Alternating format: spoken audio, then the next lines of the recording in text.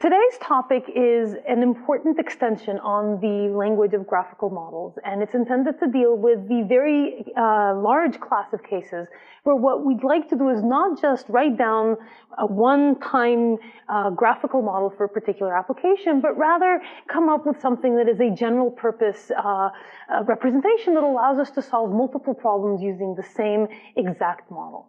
So to understand what that means in a somewhat more concrete setting, let's go back example of genetic inheritance that we've discussed previously. It's arguably the earliest example of Bayesian network reasoning, even before Bayesian networks were invented.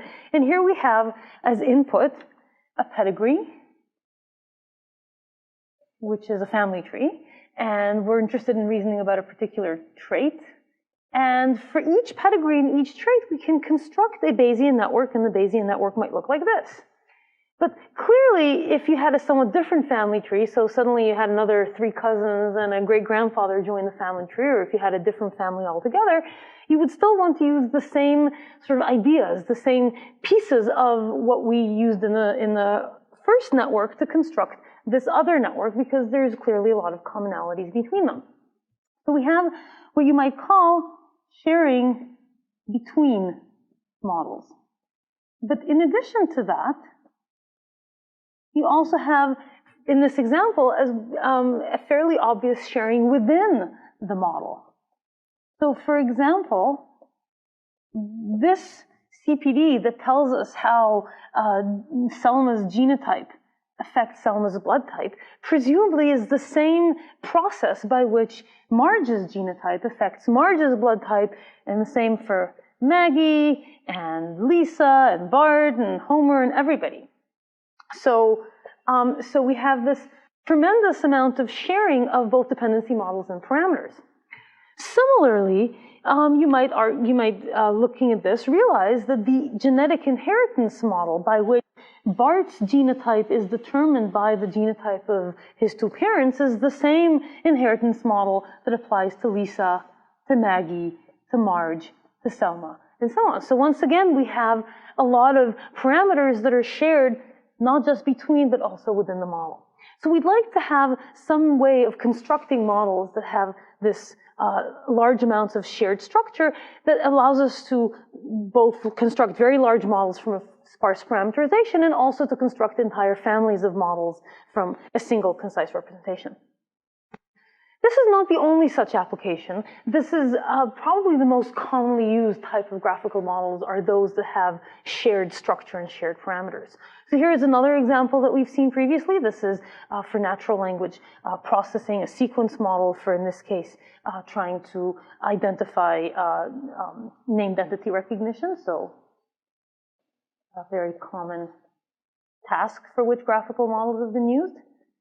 And here also, we have a sequence model, and we have, again, shared pieces. For example, the parameters that relate the latent variable, in this case, what type of variable, what type of entity it is. Is it a person? Is it a location? And so on.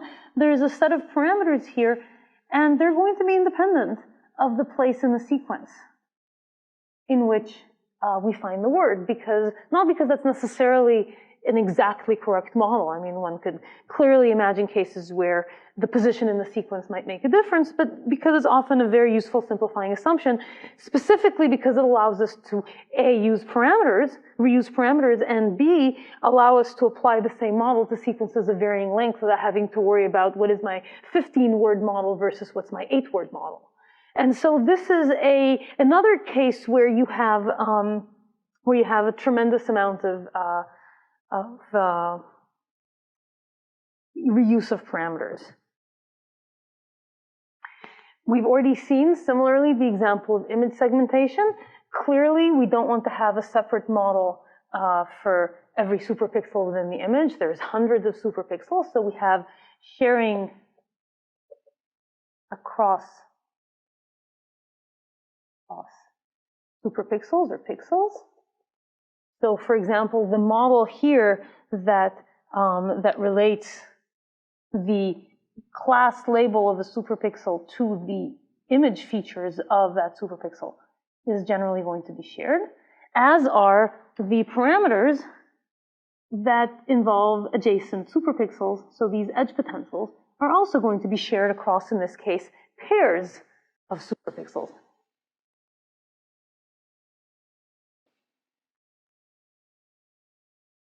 These pairs of adjacent superpixels. And once again, we have sharing across models as well, because we are going to have one such model for image A, and obviously we don't want to construct a separate model for every image. So once again, we have sharing between and within a model. So let's look at one example a little bit more concretely, because it's an example that we're going to use in some of the later analysis. So now let's return to our university example, where we have a student who takes a class and gets a grade, and that grade depends on the student's difficulty, the difficulty of the course and on the intelligence of the student. Now, this is all fine if we're interested in reasoning just about an individual student, but now let's imagine that we want to think about an entire university. So now we have a difficulty variable. So these are all difficulty variables for different courses.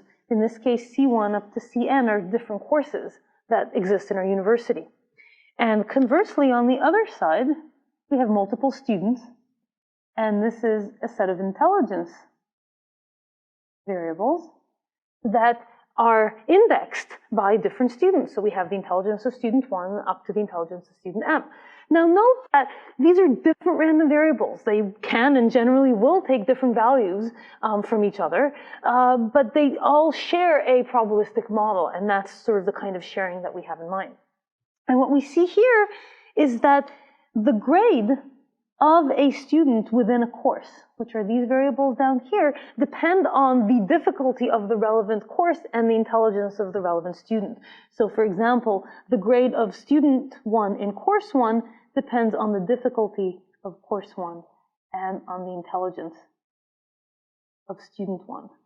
And once again, we have sharing of both the structure and the parameters across these different grade variables, so that they all have the same kind of dependency structure and the same CPD.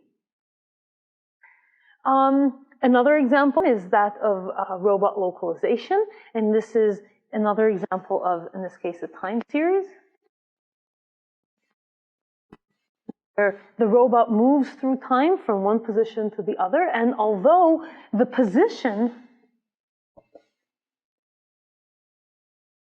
at time t is different,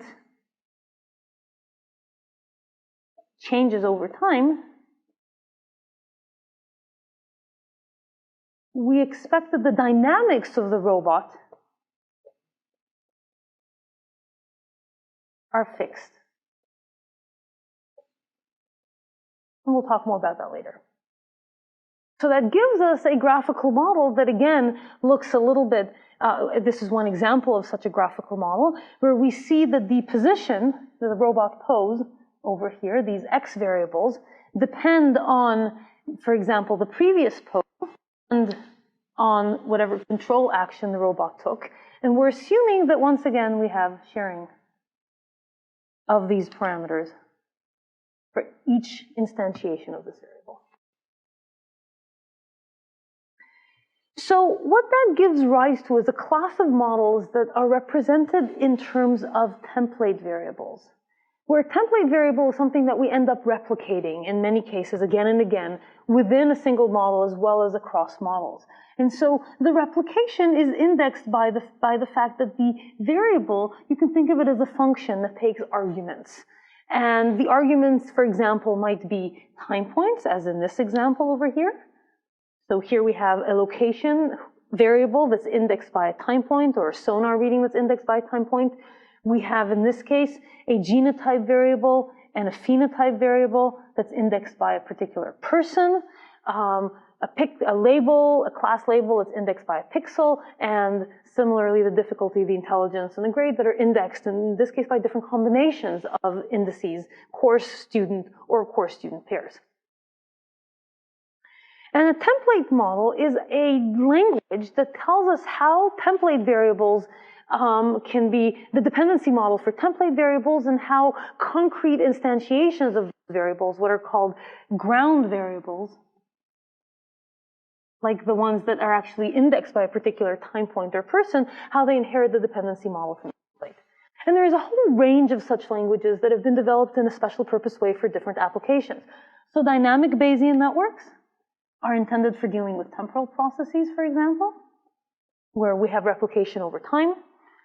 We have a whole range of languages for object relational models, both directed models and undirected models, where you have multiple objects such as people or students and courses or pixels. So people, courses, pixels, and lots of other things that can be related to each other in different ways. And how do you represent the dependency model over that ensemble in a coherent way?